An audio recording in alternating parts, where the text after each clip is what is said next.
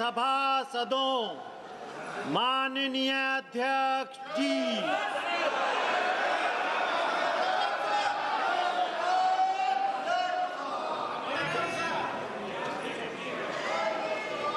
Item number 1,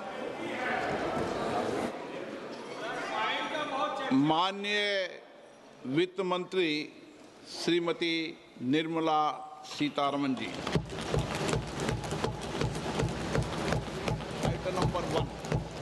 Item number one. Sir, with your permission, I rise to lay on the table a copy each of the following papers, Hindi and English versions, under Article 281 of the Constitution, Report for 2026 to 2031, Volume 1, Main Report of the 16th Finance Commission. 2. Report for 2026-2031, Volume 2, Annexures of the 16th Finance Commission. Number 3, explanatory memorandum as to the action taken on the recommendations contained in the above report. Item number 2, माननीय वित्त मंत्री निर्मला सीतारमन जी।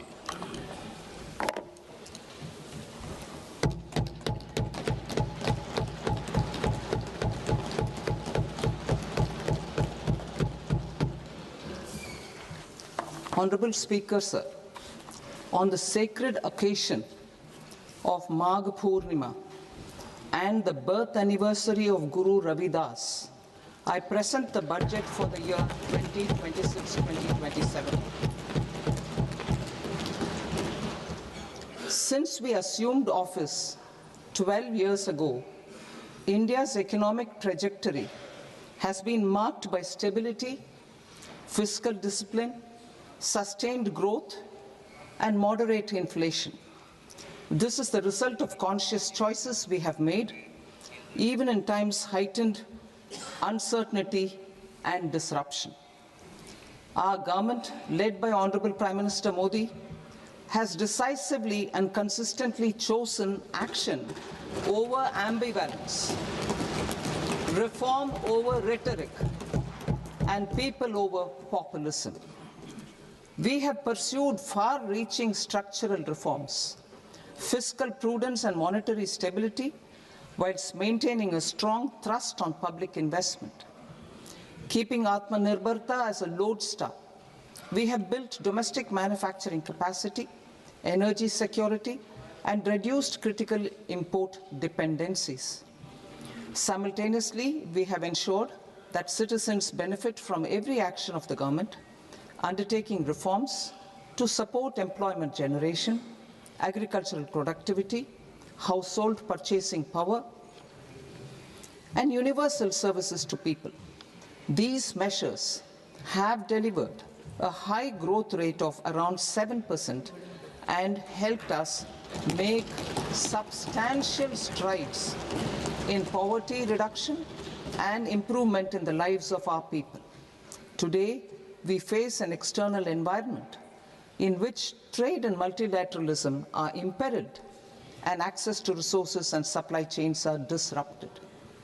New technologies are transforming production systems while sharply increasing demands on water, energy, and critical minerals. India will continue to take confident steps towards Vikasit Bharat, balancing ambition with inclusion. As a growing economy with expanding trade and capital needs, India must also remain deeply integrated with global markets, exporting more and attracting stable long-term investment. As I begin Part A, I want to express my gratitude to the people for standing firmly with us as we forge our way together towards becoming one of the largest economies of the world.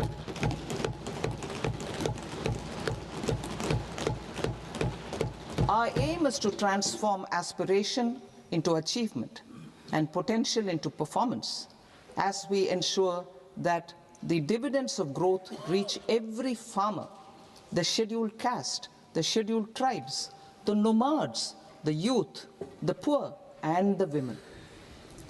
In Vikasit Bharat Young Leaders Dialogue 2026, several innovative ideas were shared with our Prime Minister, which have inspired many of the proposals, making this a unique Yuva Shakti-driven budget. Our government's sankalp is to focus on our poor, underprivileged, and the disadvantaged.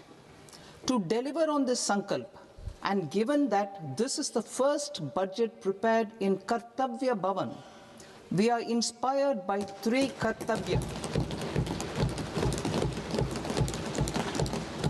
Our first Kartavya is to accelerate and sustain economic growth by enhancing productivity and competitiveness and building resilience to volatile global dynamics. Our second Kartavya is to fulfill aspirations of our people and build their capacity, making them strong partners in India's path to prosperity. Our third Kartavya, aligned with our vision of Sabka Saath, Sabka Vikas, is to ensure that every family, community, region, and sector has access to resources, amenities, and opportunities for meaningful participation.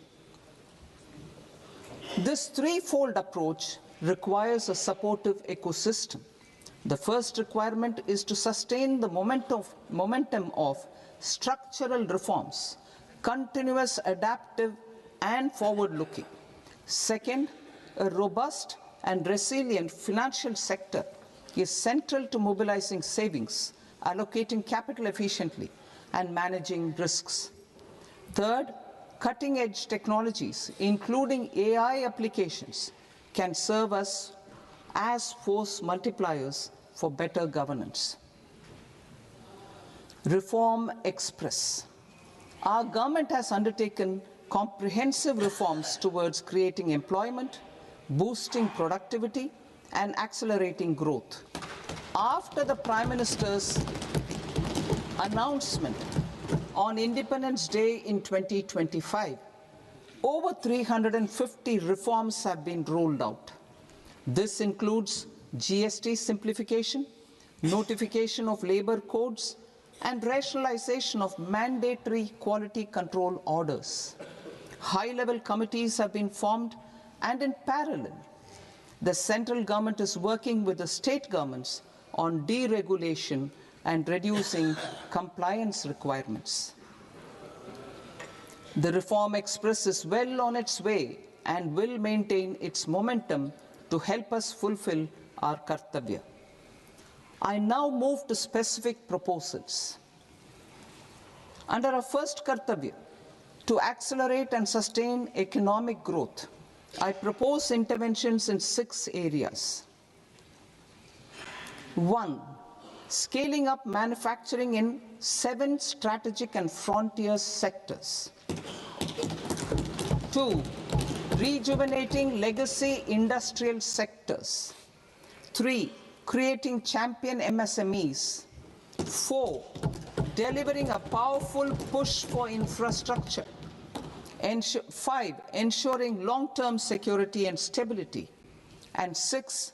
Developing city economic regions.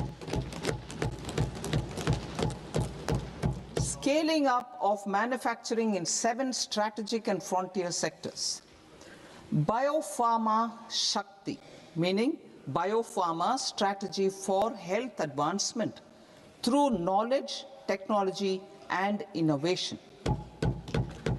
India's disease burden is observed to be shifting towards non-communicable diseases like diabetes, cancer, and autoimmune disorders. Biologic medicines are key to longevity and quality of life at affordable costs. To develop India as a global biopharma manufacturing hub,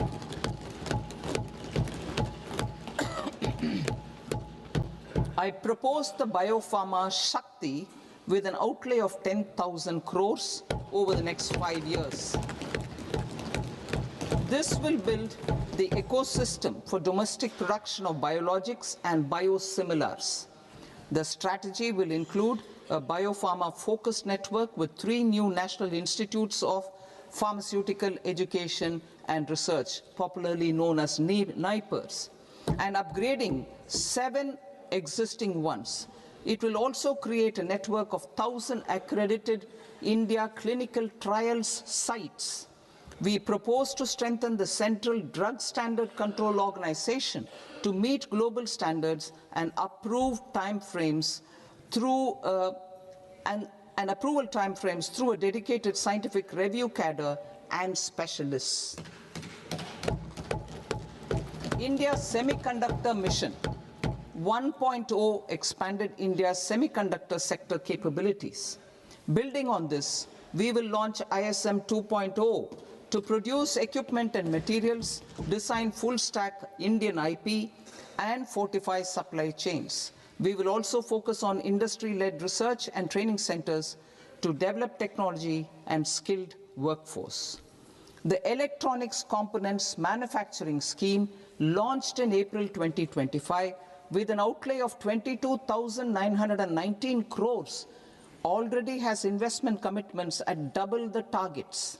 We propose to increase the outlay to 40,000 crores to capitalize on this momentum.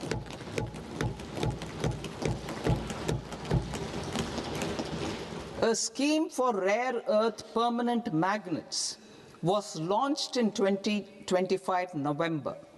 We now propose to support the mineral-rich states of Odisha, Kerala, Andhra Pradesh, and Tamil Nadu to establish dedicated rare earth corridors to promote mining, processing, research, and manufacturing.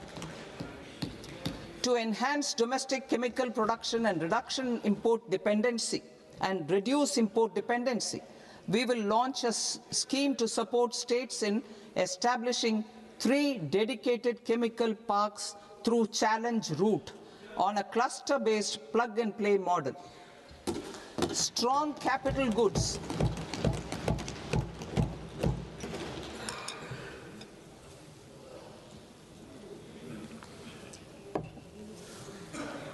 Strong capital goods capability is a determinant of productivity and quality across different sectors. Towards building this capacity, I propose the following. High-tech tool rooms will be established by central public sector enterprises at 2 locations as digitally enabled automated service bureaus that locally design, test, and manufacture high-precision components at scale and at lower cost. 2. A scheme for enhancement of construction and infrastructure equipments will be introduced to strengthen domestic manufacturing of high-value and technologically advanced CIE.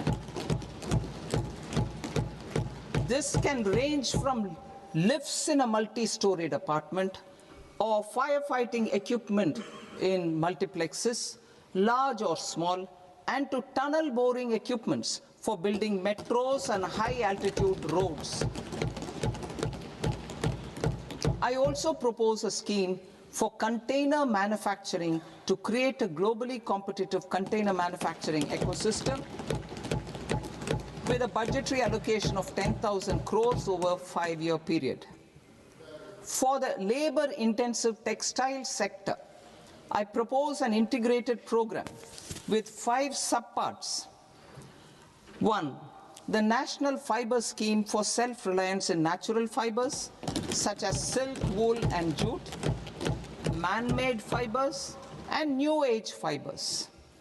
Textile expansion and employment scheme to modernize traditional clusters with capital support for machinery, technology upgradation, and common testing and certification centers. 3. The National Handloom and Handicraft Program to integrate and strengthen existing schemes and ensure targeted support for weavers and artisans. Tex Eco Initiative to promote globally competitive and sustainable textiles and apparels. Samarth 2.0 to modernize the upgrade the textile skilling ecosystem through collaboration with industry and academic institutions. Further, I propose to set up mega textile parks in challenge mode. They can also focus on bringing value addition to technical textiles. I propose to launch the Mahatma Gandhi Gram Swaraj initiative to strengthen khadi, handloom, and handicrafts. This will help in global market linkage and branding. It will streamline and support training, skilling, quality of process, and production. This will benefit our weavers, village industries, One District, One Product ODOP initiative, and also our rural youth. India has the potential to emerge as a global hub for high-quality, affordable sports goods. I propose a dedicated initiative for sports goods that will promote manufacturing, research, and innovation in equipment design, as well as material sciences. Rejuvenation of legacy industrial clusters. I propose to introduce a scheme to revive 200 legacy industrial clusters to improve their cost competitiveness and efficiency through infrastructure and technology upgradation. Creating champion SMEs and supporting micro enterprises. Recognizing MSMEs as a vital engine of growth, I propose a three-pronged approach to help them grow as champions. Equity support. I propose to introduce a dedicated 10,000 crores SME growth fund to create future champions, incentivizing enterprises based on select criteria. I also propose to top up the Self-Reliant India Fund, set up in 2021, with 2,000 crores to continue support to micro enterprises and maintain their access to risk capital. Liquidity support. With TREDS, more than 7 lakh crore has been made available to MSMEs. To leverage its full potential, I propose 4 measures. 1. Mandate TREDS as the transaction settlement platform for all purchases from MSMEs by CPSEs, serving as a benchmark for other corporates. 2. Introduce a credit guarantee support mechanism through CGTMSE for invoice discounting on TREDS platform. 3. Link GEM with TREDS for sharing information with financiers about government purchases from MSMEs, encouraging cheaper and quicker financing. 4. Introduce TREDS receivables as asset-backed securities, helping develop a secondary market, enhancing liquidity and settlement of transactions. Professional support. Government will facilitate professional institutions such as the ICAI, ICSI, ICMAI to design short-term modular courses and practical tools to develop a cadre of corporate mitras, especially in Tier 2 and Tier 3 towns.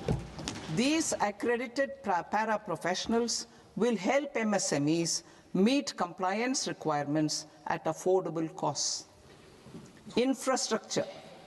During this past decade, our government has undertaken several initiatives for large-scale enhancement of public infrastructure, including through new financing instruments such as Infrastructure Investment Trust (InvITs) and Real Estate Investment Trust (REITs), and institutions like NIIF and NABFID.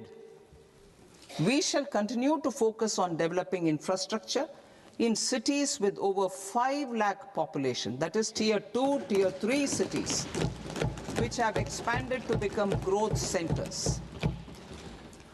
Public capital expenditure has increased manifold from 2 lakh crore in 2014-15 to an allocation of 11.2 lakh crore in BE 25-26. In this coming year, that is financial year 2026-27, I propose to increase it to 12.2 lakh crores to continue the momentum. To strengthen the confidence of private developers regarding risks during infrastructure development and construction phase, I propose to set up an infrastructure risk guarantee fund to provide prudentially calibrated partial credit guarantee to lenders. Over the years, RITES have emerged as a successful instrument for asset monetization.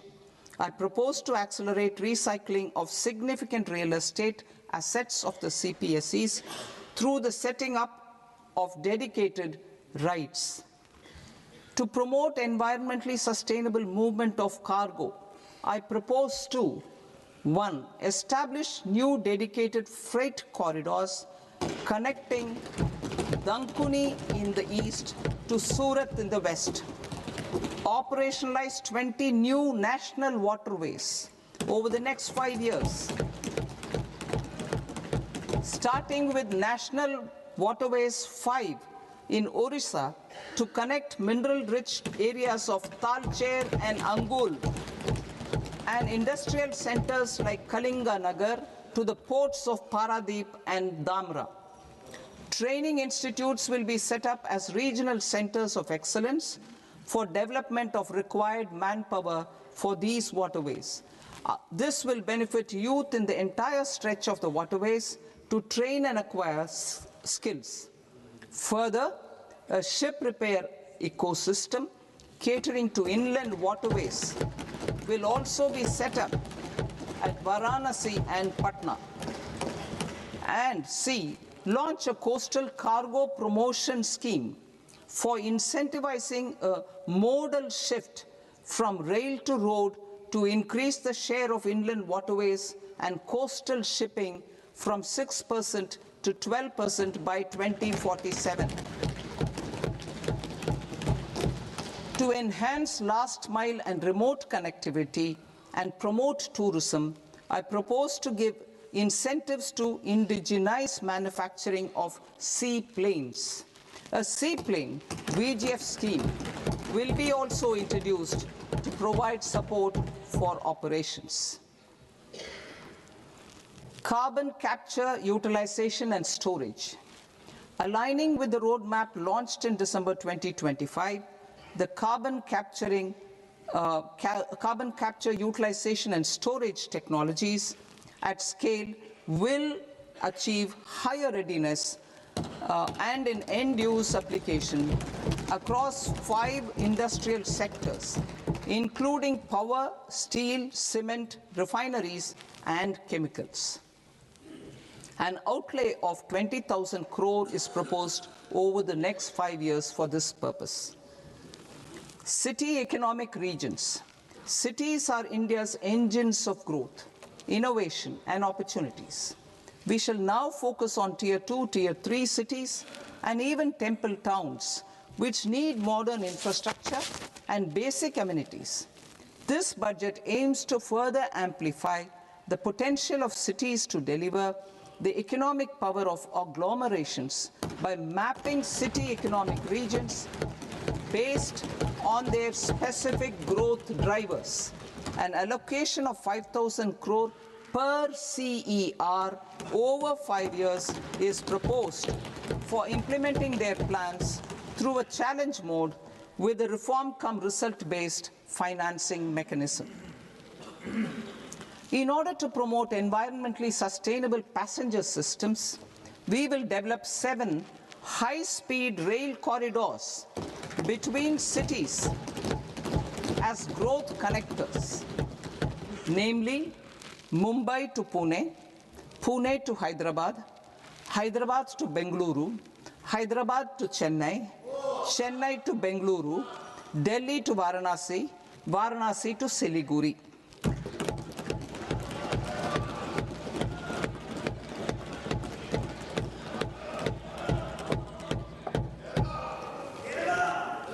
Financial sector. The Indian banking sector today is characterized by strong balance sheet, historic highs in profitability, improved asset quality, and coverage exceeding 98% of villages in the country. At this juncture, we are well placed to futuristically evaluate the measures needed to continue on the path of reform-led growth of this sector. I propose setting up a high-level committee on banking for Vikasit Bharat. High-level committee on banking for Vikasit Bharat to comprehensively review the sector and align it with India's next phase of growth, while safeguarding financial stability, inclusion, and consumer protection. The vision for NBFCs for Vikasit Bharat has been outlined with clear targets for credit disbursement and technology adoption in order to achieve scale and improve efficiency in the public sector NBFCs. As a first step, it is proposed to restructure the Power Finance Corporation and Rural Electrification Corporation. I propose a comprehensive review of the foreign exchange management non-debt instruments rules to create a more contemporary, user-friendly framework for foreign investments consistent with India's evolving economic priorities. Corporate bond market. I propose to introduce a market-making framework with suitable access to funds and derivatives on corporate bond indices. I also propose to introduce total return swaps on corporate bonds. Municipal bonds. To encourage the issuance of municipal bonds of higher value by larger cities, I propose an incentive of 100 crore rupees for a single bond issuance. 100 crore rupees for a single bond issuance of more than 1,000 crore. The current scheme under Amrit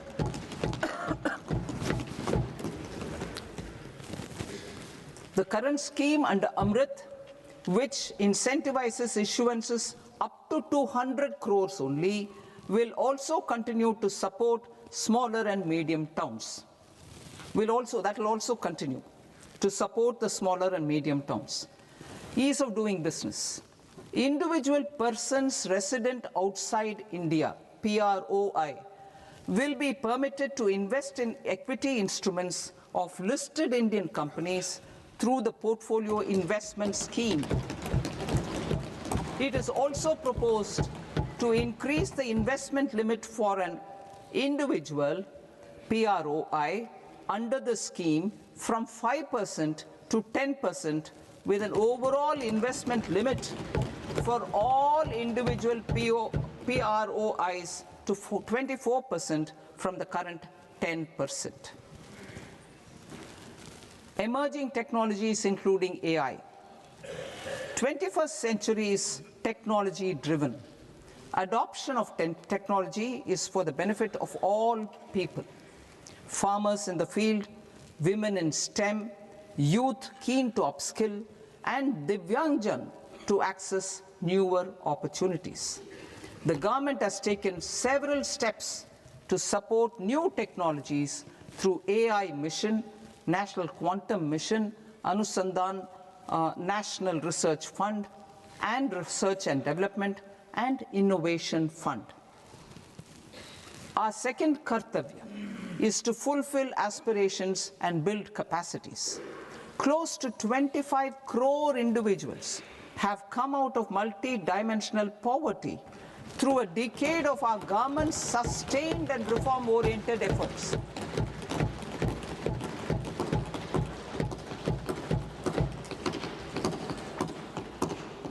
Our government has therefore decided to place a renewed emphasis on the service sector to provide a pathway to fulfilling aspirations of a youthful India with the following measures. I propose to set up a high-powered Education to Employment and Enterprises Standing Committee to recommend measures that focus on services sector as a core driver of Vikasit Bharat. This will make us a global leader in services with a 10% global share by 2047. The committee will prioritize areas to optimize the potential for growth, employment, and exports. They will also assess the impact of emerging technologies, including AI, on jobs and skill requirements and propose measures thereof. To create a range of skilled career pathways, a new range of skilled career pathways for our youth, I propose interventions in the following sectors. Health. Existing institutions for allied health professionals will be upgraded and new AHP institutions established in private and government sectors. This will cover 10 selected disciplines, including optometry, radiology, anesthesia, OT technology, applied psychology, and behavioral health, and add 1 lakh AHPs over the next 5 years. A strong care system covering geriatric and allied care services will be built. A variety of NSQF-aligned programs will be developed to train multi-skilled caregivers, combining core care and allied skills such as wellness, yoga, and operation of medical assistive devices. In the coming year, 1.5 lakh caregivers will be trained.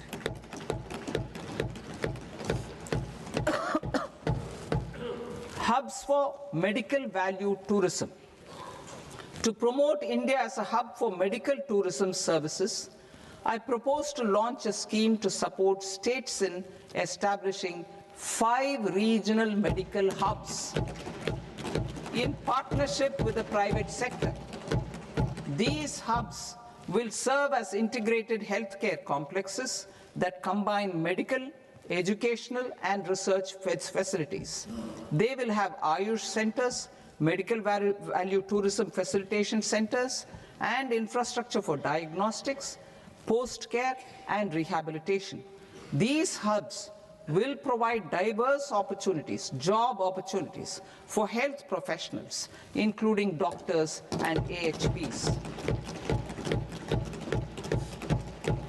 Ancient Indian yoga, already respected in several parts of the world, was given a mass global recognition when Honorable Prime Minister took it to the UN. Post-COVID, Ayurveda gained a similar global acceptance and recognition. Exporting quality Ayurveda products helps farmers who grow the herbs and youth who process the products. To meet growing global demand, a few more steps are being taken. I propose to, 1, set up 3 new All India Institutes of Ayurveda. 2, upgrade Ayush pharmacies and drug testing labs for higher standards of certification ecosystem and make available more skilled personnel. 3, upgrade the WHO Global Traditional Medicine Center in Jamnagar to bolster evidence-based research, training, and awareness for traditional medicine. Animal husbandry. Livestock contributes to close to 16% of farm income, including of poor and marginal households. To scale up availability of veterinary professionals by more than 20,000, I propose to roll out a loan-linked capital subsidy support scheme for establishment of veterinary and para-veterinary colleges, veterinary hospitals, diagnostic laboratories, and breeding facilities in private sector. Collaboration between Indian and foreign institutions will also be facilitated. Orange economy. India's animation, visual effects, gaming and comics sector, AVGC sector, is a growing industry projected to require 2 million professionals by 2030. I propose to support the Indian Institute of Creative Technologies, Mumbai, in setting up AVGC content creator labs in 15,000 secondary schools all over the country and 500 colleges. The Indian design industry is expanding rapidly, and yet there is a shortage of Indian designers.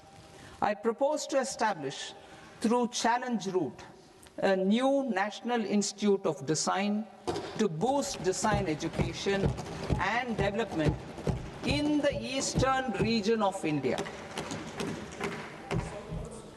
Education. Our government will support states through challenge route in creating 5 university townships in the vicinity of major industrial and logistics corridors. These planned academic zones will host multiple universities, colleges, and research institutions, skill centers, and residential complexes. In higher education, STEM institutions, prolonged hours of study and laboratory work pose some challenges for girl students. Through VGF, viability gap funding and capital support, one girls' hostel will be established in every district.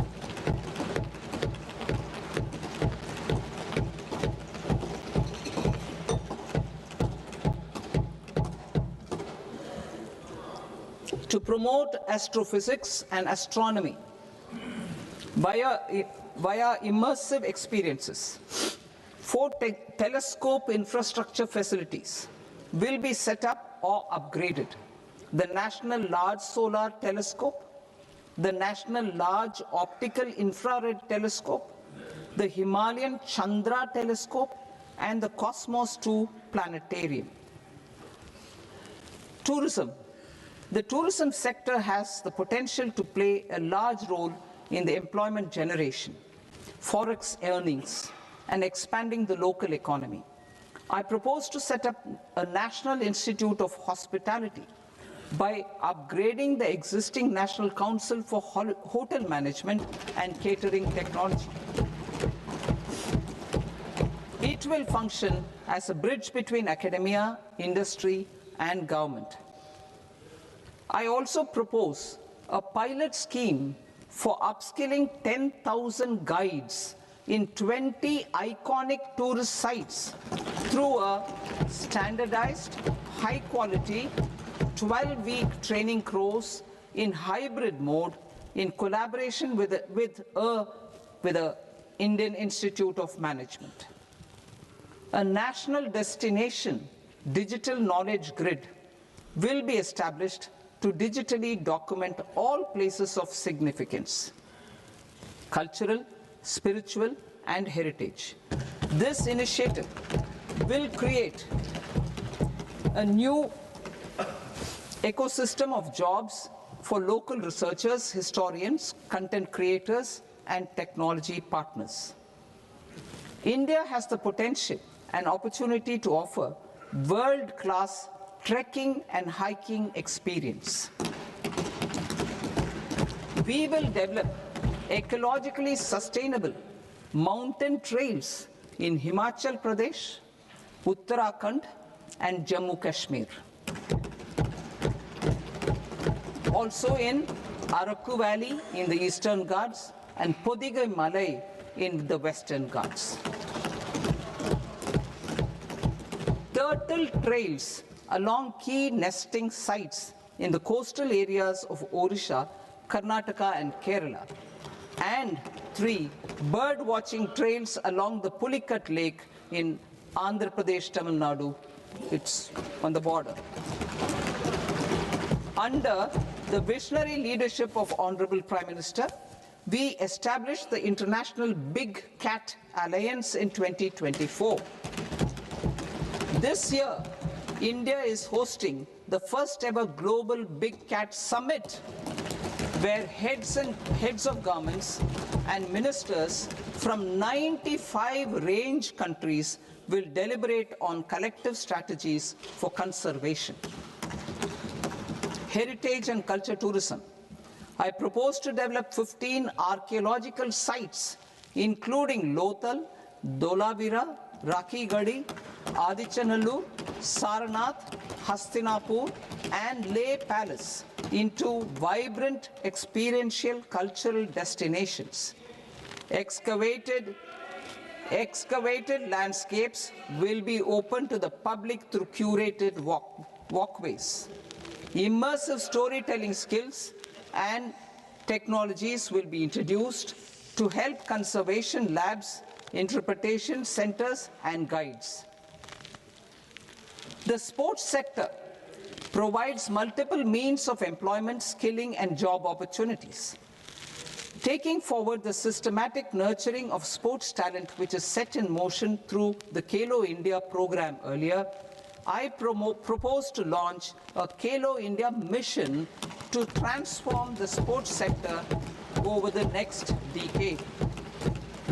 The mission will facilitate an integrated talent development pathway supported by training centers, which are foundational, intermediate, and elite levels. B, systematic development of coaches and support staff. C, integration of sports science and technology. D, competitions and leagues to promote sports culture and provide platforms. And E, development of sports infrastructure for training and competition. Our third Kartavya aligns with our vision of Sabka Saath, Sabka Vikas towards Vikasit Bharat. This requires targeted efforts for 1, increasing farmer incomes through productivity enhancement and entrepreneurship, with special attention to small and marginal farmers. B, empowering Divyangjan through access to livelihood opportunities, training, and high-quality assistive devices. C, empowering the vulnerable to access mental health and trauma care. D, focus on the Purvodaya states and the Northeast region to accelerate development and employment opportunities. Fisheries. We will undertake initiatives for integrated development of 500 reservoirs and Amrit Sarovars. 2, strengthen the fisheries value chain in coastal areas and enable market linkages involving startups and women-led groups together with fish farmer producer organizations. Animal husbandry. To provide quality employment opportunities in rural and peri-urban areas, we will support the animal husbandry sector in entrepreneurship development through A, credit-linked subsidy program, B, scaling up and modernization of livestock enterprises, C, enhanced creation of livestock, dairy, and poultry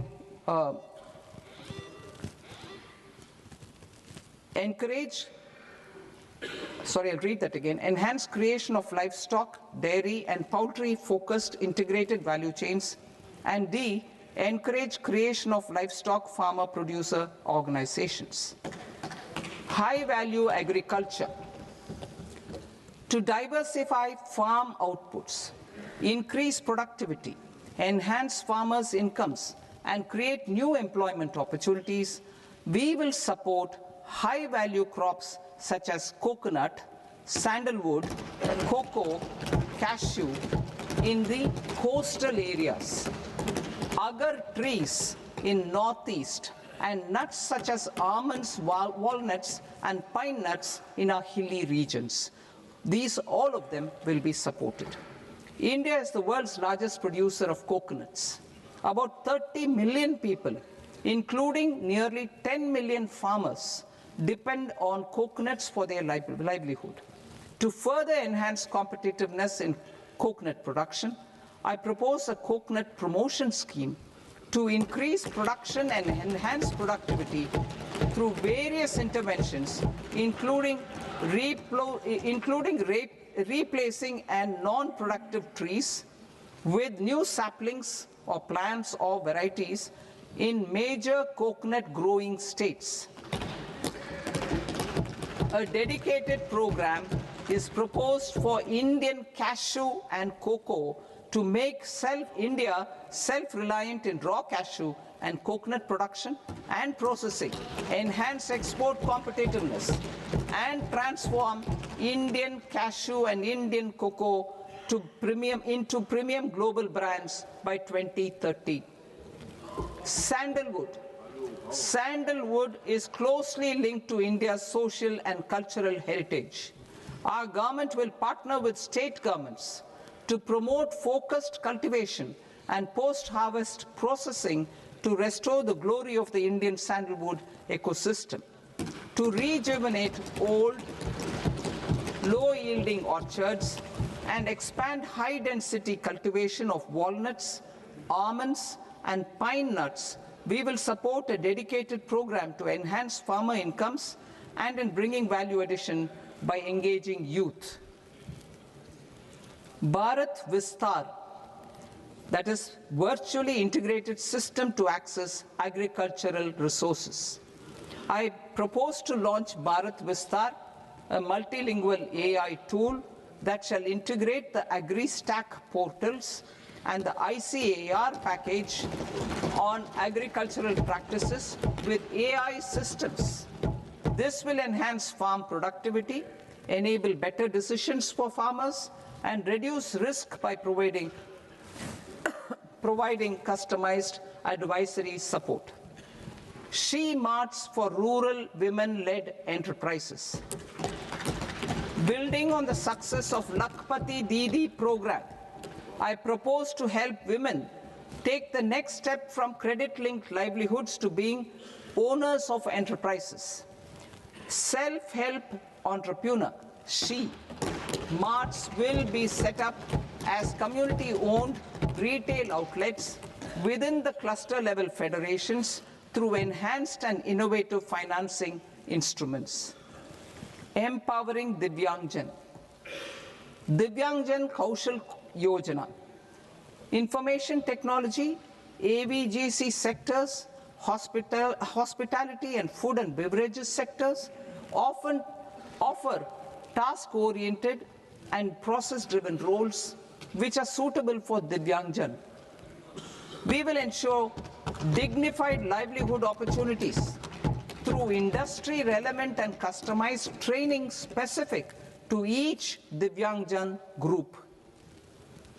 Divyang Sahara Yojana. Timely access to high-quality assistive devices for all eligible Divyangjan is a fundamental need. I propose to 1. Support the Artificial Limbs Manufacturing Corporation of India, ALIMCO, to set up and to scale up production of assistive devices, invest in R&D and AI integration, strengthen PM Divyasha Kendras, and support setting up of assistive technology marts as modern retail style centers where Divyangjan and senior citizens can see, try, and purchase assistive products. Reaffirming our commitment to mental health and trauma care. There are no national institutes for mental health care in North India. We will therefore set up a NIMHANS 2 and also upgrade national mental health institutes in Ranchi and in Tezpur as regional Apex institutions. Emergencies expose families, particularly the poor and vulnerable, to unexpected expenditure.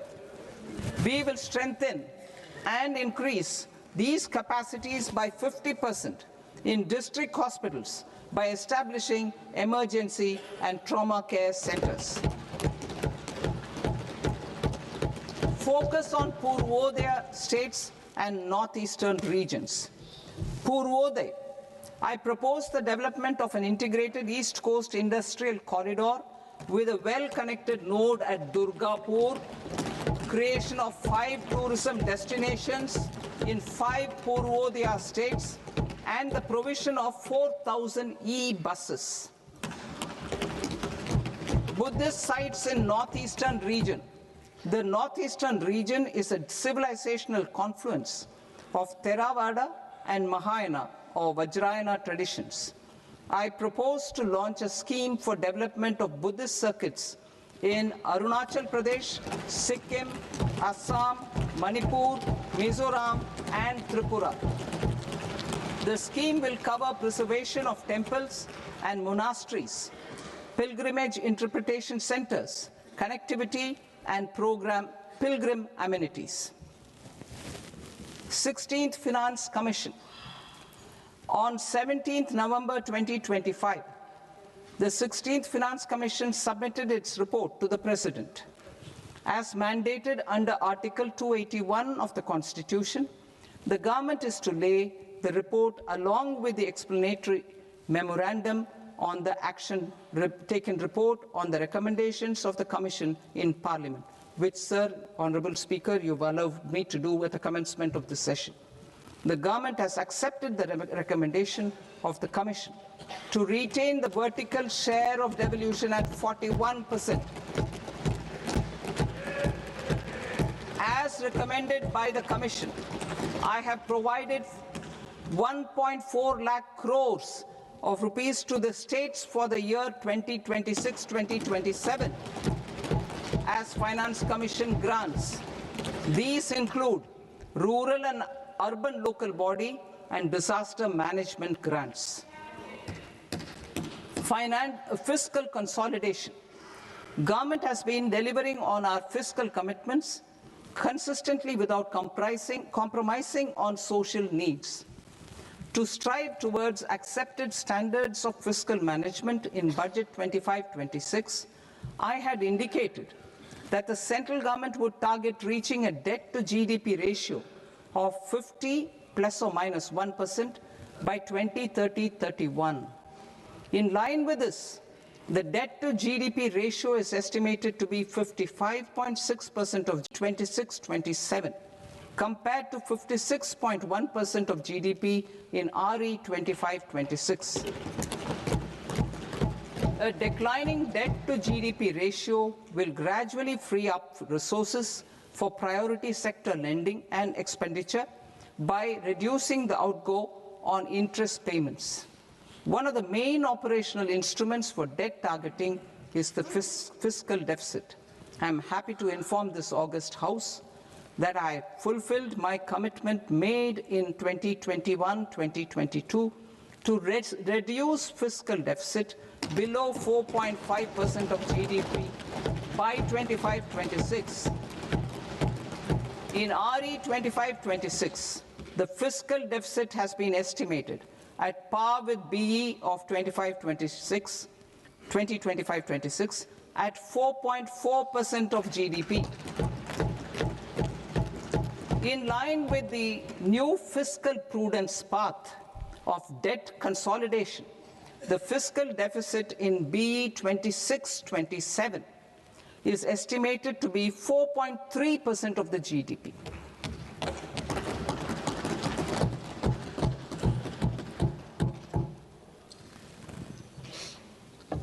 The revised estimates of the non-debt receipts are 34 lakh crore rupees, of which the centre's net tax receipts are 26.7 lakh crore. The revised estimate of the total expenditure is 49.6 lakh crore rupees, of which the capital expenditure is about 11 lakh crores. Budget estimates 2026 to 2027. Coming to 26-27, the non-debt receipts and the total expenditure are estimated as 36.5 lakh crore and 53.5 lakh crore respectively. The centre's net tax receipts are estimated at 28.7 lakh crore rupees. To finance the fiscal deficit, the net market borrowings from dated securities are estimated at 11.7 lakh crore rupees. The balance financing is expected to come from small savings and other sources. The gross market borrowings are estimated at 17.2 lakh crore rupees. I'll now move to Part B. Part B, direct taxes.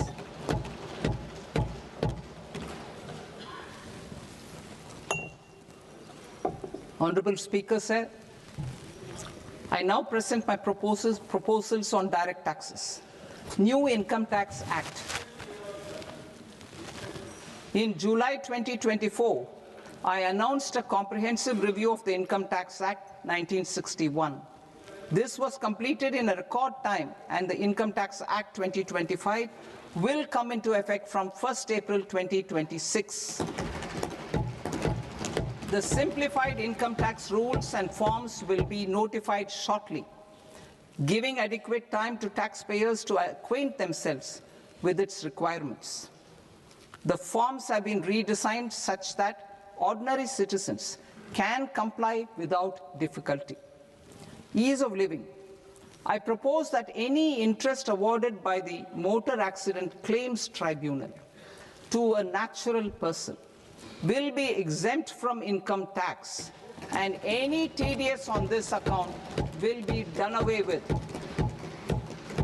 I propose to reduce TCS rate on the sale of overseas tour program package from the current 5% and 20% to 2% without any stipulation of amount. I propose to reduce TCS rate for pursuing education and for medical purposes under the Liberalized Remittance Scheme, popularly known as LRS, from 5% to 2%. Supply of manpower services is proposed to be specifically brought within the ambit of payment to contractors for the purpose of TDS to avoid ambiguity. Thus, TDS on these services will be at the rate of either 1% or 2% only.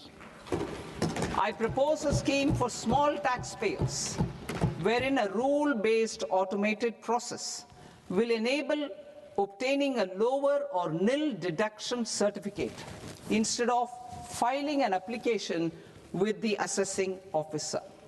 For the ease of taxpayer holding securities in multiple companies, I propose to enable depositories to accept Form 15G or Form 15H from the investor and provide it directly to various relevant companies. I propose to extend time available for revising returns from 31st December to up to 31st March with the payment of a nominal fee. I also propose to stagger the timeline for filing of tax returns. Individuals with ITR 1 and ITR 2 returns will continue to file till 31st July, and non-audit business cases or trusts are proposed to be allowed time till 31st August. TDS on sale of immovable property by a non-resident is proposed to be deducted and deposited through resident buyers and his or her PAN-based challan instead of requiring a TAN, which is a temporary accounting number. To address practical issues of small taxpayers like students, young professionals, tech employees, relocated NRIs, and such others, I propose to introduce a one-time 6-month foreign asset disclosure scheme for these taxpayers to disclose income or assets below a certain size. This scheme would be applicable for two categories of taxpayers, namely A, who did not disclose their overseas income or assets, and B, who disclosed their overseas income and or paid due tax but could not declare the asset acquired. For category A, the limit of undisclosed income or asset is proposed to be up to 1 crore rupees. They need to pay 30% of fair market value of asset or 30% of undisclosed income as tax and 30% as additional income tax in lieu of penalty and would thereby get immunity from prosecution. For category B, asset value is proposed to be up to 5 crore rupees. Here, immunity from both penalty and prosecution will be available with a payment of fee of 1 lakh rupees. Rationalizing penalty and prosecution.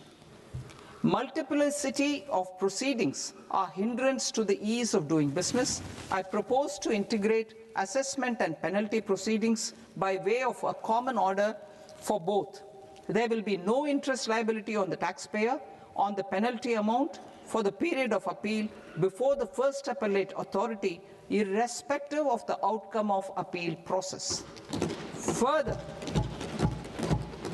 quantum of prepayment is being reduced from 20% to 10% and will continue to be calculated only on core tax demand. As an additional measure for reducing litigation, I propose to allow taxpayers to update their returns even after reassessment proceedings have been initiated, and an additional 10% tax rate over and above the rate applicable for the relevant year. The assessing officer will then use only this updated return in his proceedings. There is already a framework for immunity from penalty and prosecution in the cases of underreporting. I propose to apply this framework for immunity to misreporting too. However, in such a case, the taxpayer will need to pay 100% of the tax amount as an additional income tax over and above the tax and interest due. Penalties for certain technical defaults, such as failure to get accounts audited, non-furnishing of transfer pricing audit report, and default in furnishing statement for financial transactions are proposed to be converted into fee.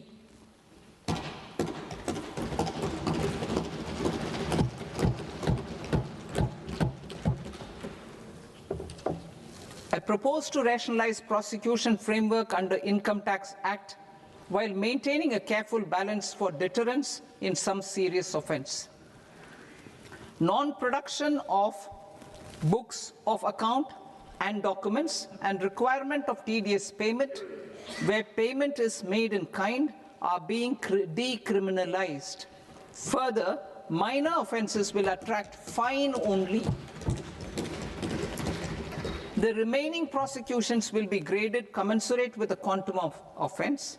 They will entail only simple imprisonment with maximum imprisonment reduced to 2 years and power to courts to convert even those into fines.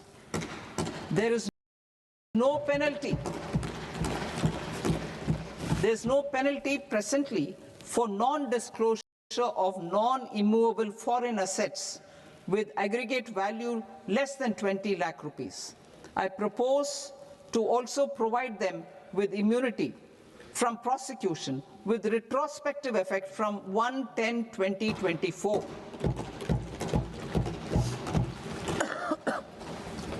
Cooperatives.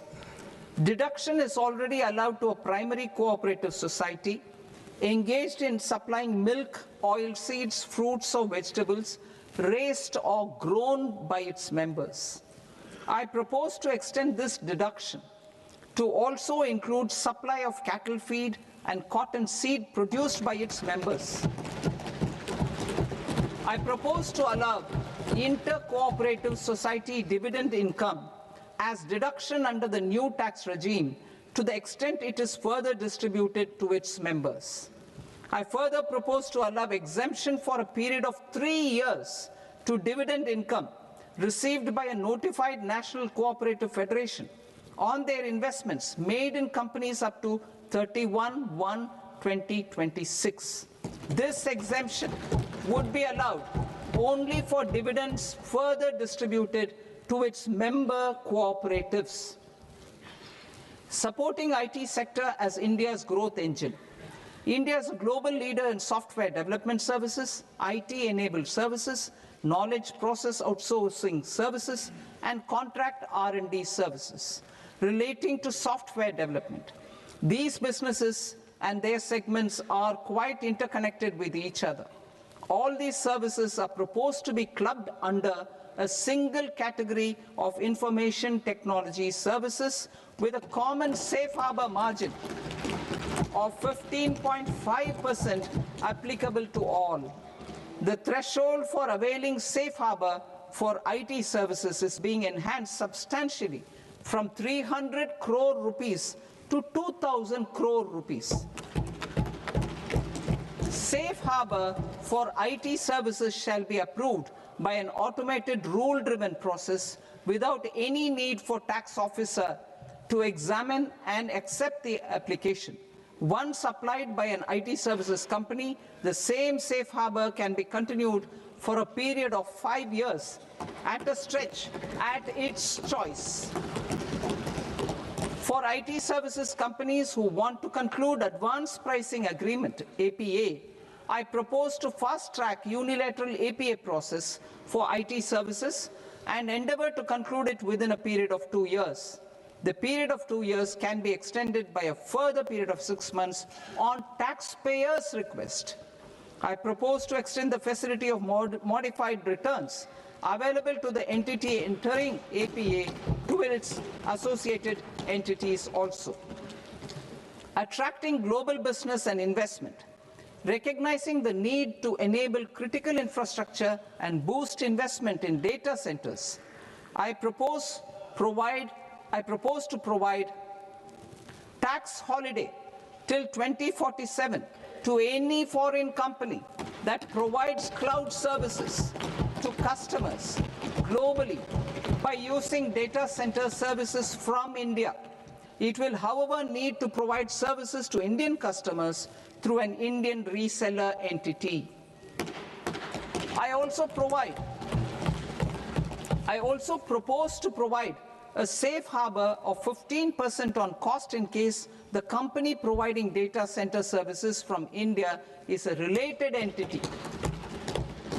To harness the efficiency of just-in-time logistics for electronic manufacturing, I propose to provide safe harbor to non-residents for component warehousing in a bonded warehouse at a profit margin of 2% of the invoice value.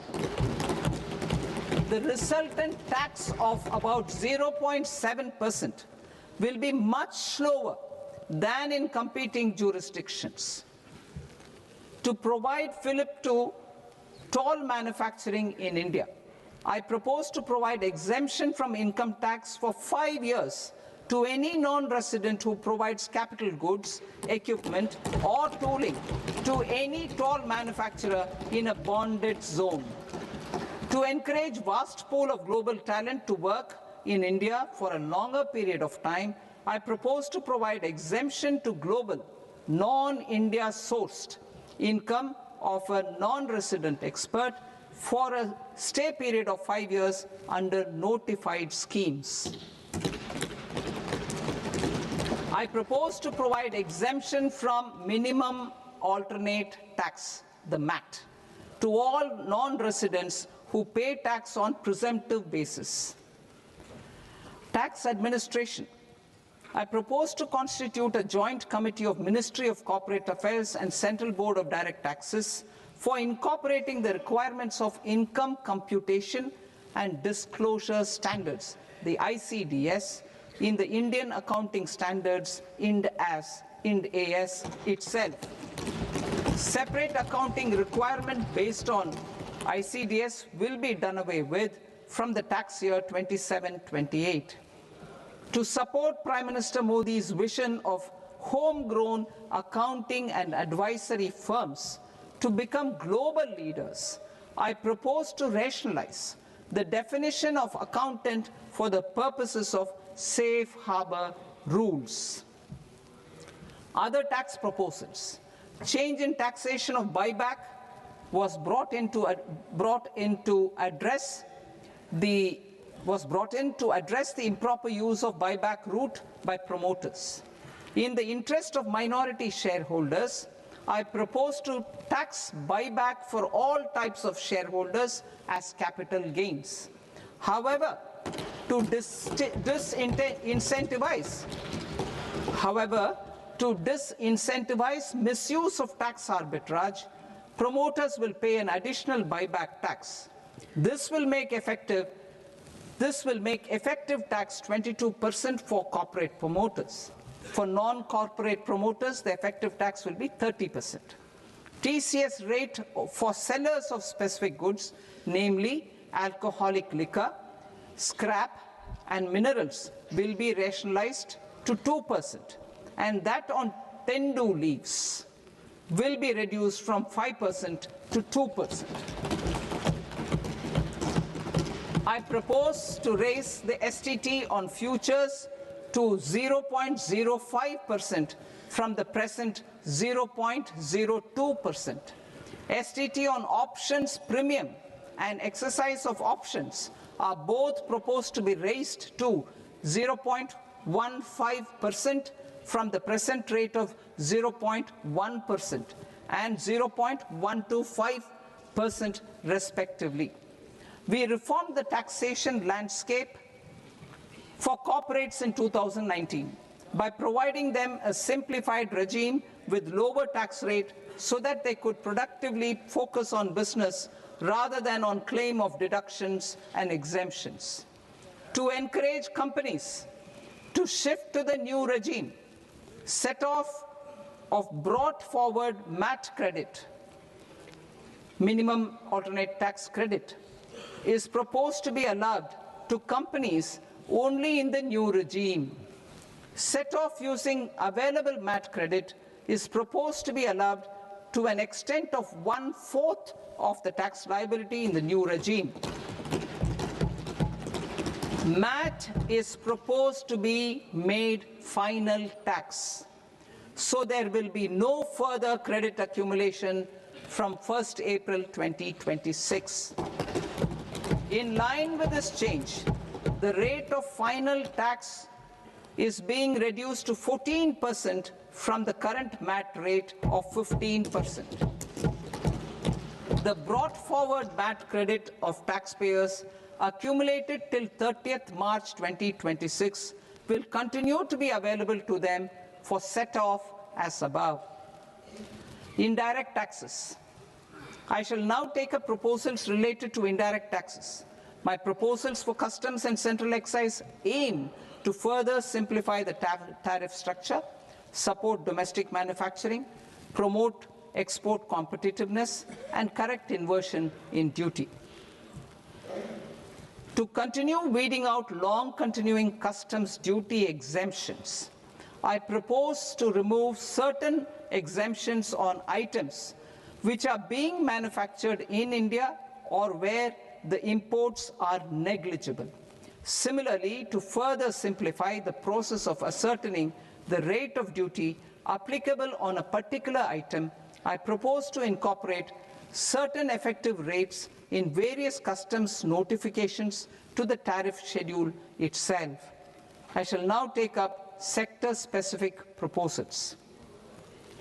Promotion of exports of marine, leather, and textile products. I propose to increase the limit for duty-free imports of specified inputs used for processing seafoods for export from the current 1% to 3% of FOB value of the previous year's export turnover. I also propose to allow duty-free imports of specified inputs, which is currently available for exports of leather or synthetic footwear, to exports of shoe uppers as well. I propose to extend the time period for export of final product from the existing 6 months to 1 year for exporters of leather or textile garments, leather or synthetic footwear, and other leather products. Energy transition and security. I propose to extend the basic customs duty exemption given to capital goods used for manufacturing lithium-ion cells for batteries to those used for manufacturing lithium-ion cells for battery energy storage systems also. I propose to exempt basic customs duty on import of sodium antimonate for use in manufacture of solar glass. Nuclear power. I propose to extend the existing basic customs duty exemption on imports of goods required for nuclear power projects till the year 2035 and expand it for all nuclear plants irrespective of their capacity. Critical minerals. It is proposed to provide basic customs duty exemption to the import of capital goods required for the processing of critical minerals in India. Biogas blended CNG. I propose to exclude the entire value of biogas while calculating the central excise duty payable on biogas blended CNG. Civil and defense aviation. I propose to exempt basic customs duty on components and parts required for the manufacture of civilian training and other aircrafts. It is proposed to exempt basic customs duty on raw materials imported for the manufacture of parts of aircraft to be used in maintenance, repair, or overall requirements by units in the defense sector. Electronics. To deepen value addition in the consumer electronics sector, I propose to exempt basic customs duty on specified parts used in the manufacture of microwave ovens. Special economic zone. To address the concerns arising about utilization of capacity by manufacturing units in the special economic zones due to global trade disruptions, I propose as a special one-time measure to facilitate sales by eligible manufacturing units in SEZs to the domestic tariff area at concessional rates of duty. The quantity of such sales will be limited to a prescribed proportion of their exports. Necessary regulatory changes will be undertaken to operationalize the measures while ensuring level playing field for the units working in the DTA. Ease of living.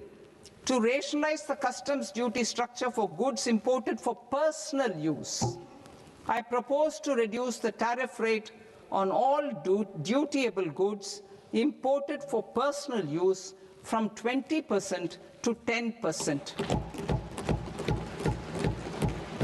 To provide relief to patients, particularly those suffering from cancer, I propose to exempt basic customs duty on 17 drugs or medicines. I propose also to add 7 more rare diseases for the purposes of exempting import duties on personal imports of drugs, medicines, and food for special medical purposes used in their treatment. Customs process. India's role and share in the global trade is poised for a major leap in line with our ambition and journey towards Vikasit Bharat. In this regard, I propose many measures for custom processes to have minimal intervention for smoother and faster movement of goods and greater certainty to the trade. Trust-based systems. I propose to enhance duty deferral period for Tier 2 and Tier 3 authorized economic operators, known as AEOs, from 15 days to 30 days. I propose to provide eligible manufacturer importers the same duty deferral facility. This should encourage them to get themselves accredited as a full-fledged Tier 3 AEO in due course. To provide greater certainty and for better business planning, I propose to extend validity period of advance ruling binding on customs from the present 3 years to 5 years.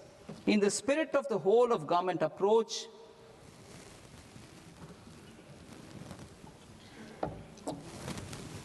government agencies will be encouraged to leverage AEO accreditation for preferential treatment in clearing their cargo. Regular importers with trusted, long-standing supply chains will be recognized in the risk system so that the need for verification of their cargo every time can be minimized. Export cargo using electronic sealing. Export cargo using electronic sealing will be provided through clearance from the factory premises to the ship. For import of goods not needing any compliance, filing of bill of entry by a trusted importer and arrival of goods will automatically notify customs for completing their clearance formalities. This will enable goods to be released immediately on arrival. The customs warehouse framework will be transformed into a warehouse operator-centric system with a self-declarations, electronic tracking, and risk-based audit. These reforms will move away from the current system of officer-dependent approvals and reduce transaction delays and compliance costs. Ease of doing business. Approvals required for cargo clearance from various government agencies will be seamlessly processed through a single and interconnected digital window by the end of the financial year. Processes involved in clearance of food, drugs, plant, and animal and wildlife products, accounting for about 70% of interdicted cargo, will be operationalized on this system by April 2026 itself. For goods not having any compliance requirement, clearance will be done by customs immediately after online registration is completed by the importer, subject to the payment of duty. Customs integrated system will be rolled out in 2 years as a single integrated and scalable platform for all customs processes. Utilization of non-intrusive scanning with advanced imaging and AI technology for risk assessment will be expanded in a phased manner with the objective to scan every container across all the major ports. New export opportunities to support Indian fishermen to fully harness the economic value of marine resources beyond our territorial waters. The following measures will be taken. A. Fish catch by an Indian fishing vessel in exclusive economic zone or on the high seas will be made free of duty.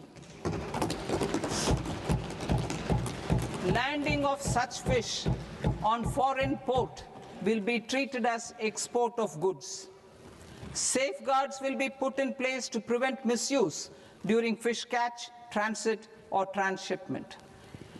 To support aspirations of India's small businesses, artisans, and startups to access global markets through e-commerce, I am pleased to announce complete removal of the current value cap of 10 lakh rupees per consignment on courier exports.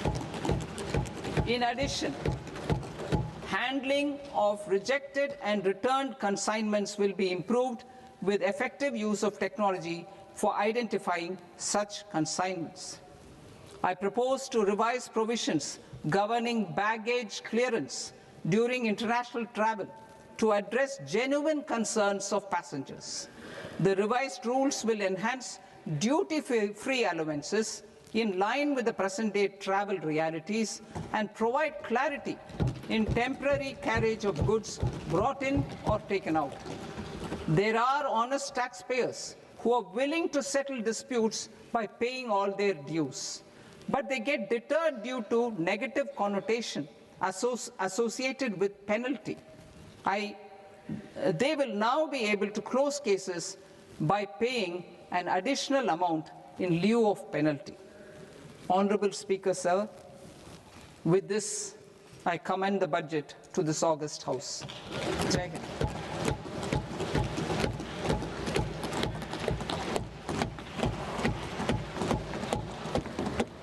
One and a half hours. Item number 3 माननीय वित्त मंत्री जी।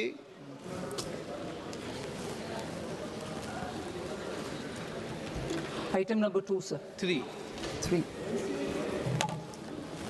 Sir, with your permission, I rise to lay on the table of the following statements under Section 3, 1 of the Fiscal Responsibility and Budget Management Act of 2003. Medium-term fiscal policy, fiscal policy strategy statement, and macroeconomic framework statement.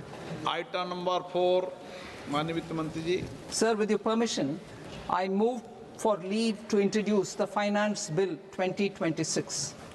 प्रश्न ये कि विधेयक को पुनर्स्थापित करने की अनुमति प्रदान की जाए। जो सदस्य इस पक्ष में हाँ गए, जो सदस्य विरोध में ना गए, मेरे विचार में निर्णय हाँ वालों के पक्ष में, हाँ वालों के पक्ष में अनुमति प्रदान की जाती है। माननीय मंत्री जी, अब विधेयक पूरे स्थापित करें। Sir, I introduce the bill.